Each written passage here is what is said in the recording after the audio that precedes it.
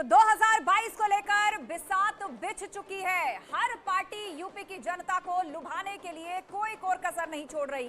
BJP ने आज आधी आबादी को लुभाने के लिए कई सौगातें दी हैं। प्रयागराज में प्रधानमंत्री ने कन्या सुमंगला योजना का फंड ट्रांसफर किया है और इसके अलावा भी प्रधानमंत्री मोदी ने कई सौगातें दी हैं। सियासी जानकार ये मान रहे हैं कि कांग्रेस ने जिस तरह से आधी आबादी को लुभाने के लिए घोषणाएं की थी, प्रतिज्ञाएं ली थी, बीजेपी ने उसकी काट के लिए चाल चल दी है।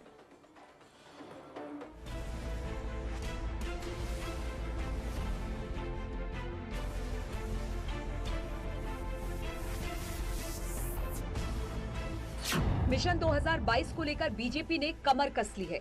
आज प्रधानमंत्री मोदी ने आधी आबादी को करोड़ों की सौगात दी।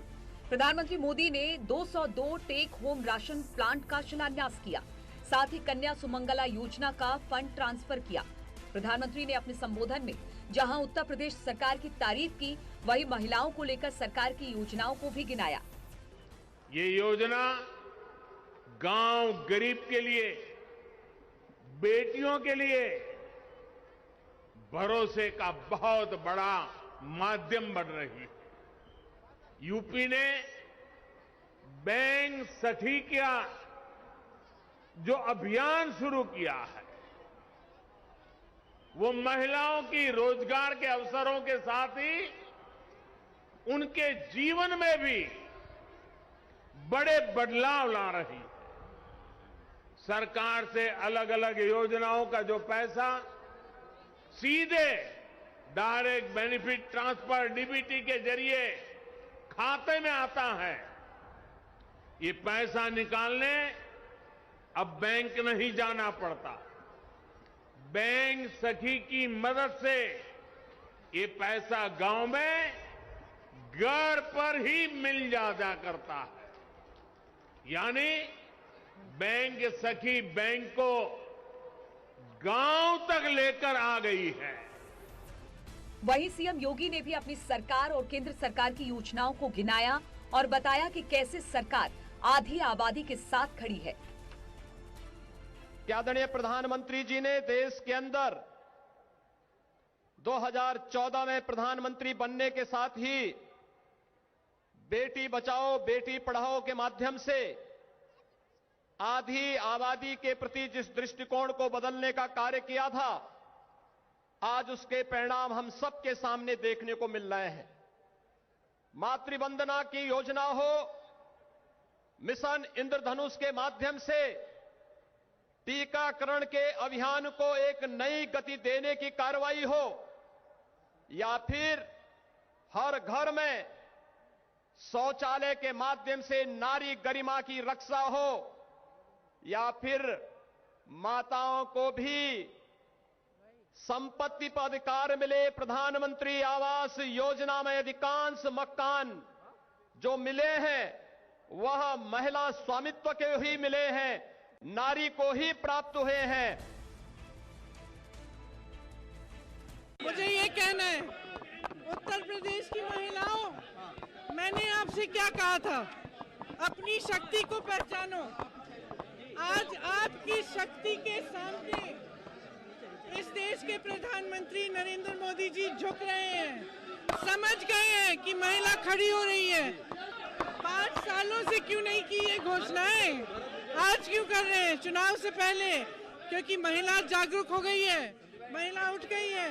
हमने लड़की हूँ लड़ सकती हूँ का नारा दिया, महिला उठ गई है, जाग गई है, कह रही है मेरा हक दो। इसीलिए आज नरेंद्र मोदी जी को भी झुकना पड़ा। मैं बहुत खुश हूँ। तो विपक्ष इसको सियासी दांवपेच बता रहा है, लेकिन दूसरी तरफ प्रधानमंत्री मोदी ने आज प्रयागराज के माध्यम से न सिर्फ यूपी की महिलाओं बल्कि देश की महिलाओं को एक बड़ा संदेश पहुंचाया है। इस पर चर्चा के लिए गेस्ट पैनल हमारे साथ जुड़ चुका है। हमारे साथ नेहा यादव जी हैं, एसपी प्रवक्ता, साक्षी दिवाकर जी हैं, भाजपा प्रवक्ता, और थोड़ी देर में हम कोशिश करेंगे कि कांग्रेस के भी प्रवक्ता को अपने साथ जोड़ें। लेकिन फिलहाल सबसे पहले नेहा यादव जी, आप ही से मेरा सवाल वो ये कि आज जो प्रयागराज से घोषणाएं हुई हैं उसमें सबसे मुख्य बिंदु क्या रहे, सरकार महिलाओं को क्या संदेश दे रही है, वो मैं आपको बता देती हूं।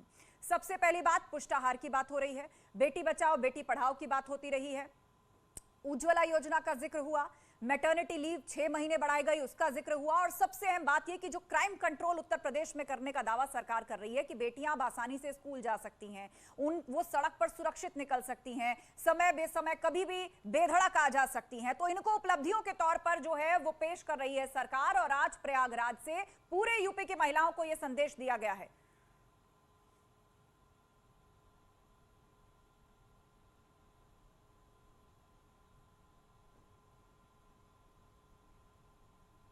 देखिए आस्था जी, आपको मेरी आवाज़ आ रही है? जी बिल्कुल नेहा जी। देखिए, सबसे पहले तो उत्तर प्रदेश का चुनाव आ गया है। अगर महिलाओं की इतनी ही चिंता थी तो आदरणीय मोदी जी पहले इन योजनाओं को लेकर के क्यों नहीं आए? पिछले 4.5 साल में उत्तर प्रदेश में भारतीय जनता पार्टी ने क्या विकास किया है, ये बड़ा सवाल है। बीजेपी के पास कोई मुद्दा नहीं है, इन्होंने पूरे 4.5 साल में कोई विकास नहीं किया है। बीजेपी के नेता सबसे पहले तो ये बताएं कि इन्होंने अपने घर में कितनी महिलाओं को सुरक्षा दी, कितना सम्मान दिया है। प्रधानमंत्री जी स्वयं बताएं अपने घर की महिलाओं को इन्होंने कितना सम्मान दिया है। देखिए नेहा जी, वो तो क्राइम कंट्रोल की बात कर रहे हैं। वो कह रहे हैं कि बहन बेटियां बेधड़क सड़कों पर निकल सकती हैं, रात 9 बजे के बाद भी लौटना हो, स्कूल जाना हो, कहीं भी जाना हो। हमने माफियाओं पर अंकुश लगाया है, हमने क्राइम पर अंकुश लगाया है, और इसी बात को वो बार बार दोहराते हैं। इस तरह की बात कर रहे हैं। कहाँ सुरक्षा है आस्था जी, कहाँ सुरक्षा है? हाथरस जैसा कांड, हाथरस जैसा भीभत्स कांड, इतना बड़ा कांड हुआ और भारतीय जनता पार्टी के नेताओं ने आरोपियों को बचाया। भारतीय जनता पार्टी के बड़े बड़े नेता बलात्कार के आरोपी रहे, केंद्रीय मंत्री पूर्व रहे, चिन्मयानंद जी रेप के आरोपी हैं, कुलदीप सिंह सेंगर इनके विधायक। भारतीय जनता पार्टी के बड़े बड़े नेता और विधायक आरोपी रहते हैं, और ये लोग ऐसे बलात्कारियों के संरक्षण के लिए, बचाव के लिए तिरंगा यात्रा निकालते हैं। तो सवाल सुरक्षा का आप कर रही हैं, तो मैं आंकड़े भी रखी हूँ अपने पास, मैं आंकड़े बता दे रही हूँ। एनसीआरबी के आंकड़े कहते हैं कि 2014 से 19 तक उत्तर प्रदेश में महिलाओं के खिलाफ अपराध सबसे ज्यादा हुए हैं। 2014 में जो महिला अपराध 38,467 मामले दर्ज हुए थे महिला अपराध के, वहीं 2016 में 49,262, 2017 में 56,000 के ये पार चले गए। अब 2021 तक 60,000। ठीक है, इसका जवाब हम साक्षी दिवाकर जी से ले लेते हैं। आपने आंकड़ों को कोट किया है, ठीक है नेहा जी, आपके यही आंकड़े और आपका यही सवाल मैं साक्षी दिवाकर जी के पास रख दूं। आपके पास लौटेंगे, अब एक एक करके सभी पॉइंट्स पर चर्चा करेंगे नेहा यादव जी, एक एक करके हम सभी विषयों को आगे रखेंगे। साक्षी दिवाकर जी, यहाँ आरोप आप पर यह लग रहा है कि अब चुनाव सर पर हैं, तो अब आप घोषणाओं की बौछार कर रहे हैं। क्राइम कंट्रोल की जहां तक बात है तो उसके लिए भी जो है वो सपा की तरफ से आंकड़े पेश किए गए, क्या कहेंगी आप? देखिए, सबसे पहले तो मैं ये बताना चाहूंगी, अभी हमारी सपा की प्रवक्ता कुछ आंकड़े पेश कर रही थी, तो मुझे लगता है उन्हें जान लेना चाहिए कि 2012 से 17 के बीच में उनकी सरकार थी। जो 14 के आंकड़े 16 में बढ़े, तो इसका मतलब उनकी सरकार ने गलत काम किए थे, उनकी सरकार ने रोकथाम नहीं किया था, उन्होंने अपराध होने दिया या बल्कि बढ़ावा दिया उसको। 2017 के बाद से भारतीय जनता पार्टी की सरकार आई है, और एनसीआरबी के डेटा ये बताते हैं कि एक जो महिला के ऊपर उत्पीड़न होते थे, जो महिलाओं को शोषित किया जाता था, उस पर बहुत बड़ी रोक लगी है। अब उत्तर प्रदेश की महिला सशक्त है, वो स्वाभिमान के साथ जी रही है, सुरक्षित है। यही कारण है 2014 के बाद से लगातार भारतीय जनता पार्टी को वो समर्थन दे रही है, और 2014 के बाद से लगातार भारतीय जनता पार्टी जीतती आई है। अभी जो आज की योजनाओं में जो प्रधानमंत्री जी ने पैसे ट्रांसफर किए हैं, तो ये कोई नई योजना ही नहीं है, ये पहले से कार्य होता जा रहा है, और इसका एक सफल परिणाम भी हमें देखने को मिला है। सेल्फ हेल्प ग्रुप के माध्यम से हमारी योजनाएं गांव-गांव पहुंच रही हैं, और इतना ही नहीं, गांव की महिलाओं को हम रोजगार देने में सफल हुए हैं। उसके अलावा आज जो take home 202 take home ration shops का वो उद्घाटन किया गया, उसका शुरुआत किया गया है। तो ये कोई नई योजना नहीं है, महिलाओं के लिए लगातार 2017 के बाद से काम चल रहा है, और इसीलिए महिलाओं को हमें समर्थन मिल रहा है। ठीक है नेहा यादव जी, आपने जवाब सुना कि ये योजनाएं तो पहले से चल रही थी, इन पर तो पहले से काम कर रहे हैं। और 2014, एक मिनट पूरा सवाल नेहा यादव जी, पूरा सवाल सुन लीजिए क्योंकि दर्शक हमें देख रहे हैं। और जिन आंकड़ों को आपने पेश किया 2014 और 2019 के बीच में, तो उसके लिए भी भाजपा की तरफ से ये कह दिया गया कि प्रदेश में आप ही की सरकार थी, उस ब्रैकेट में तो आप ही का परफॉर्मेंस आता है।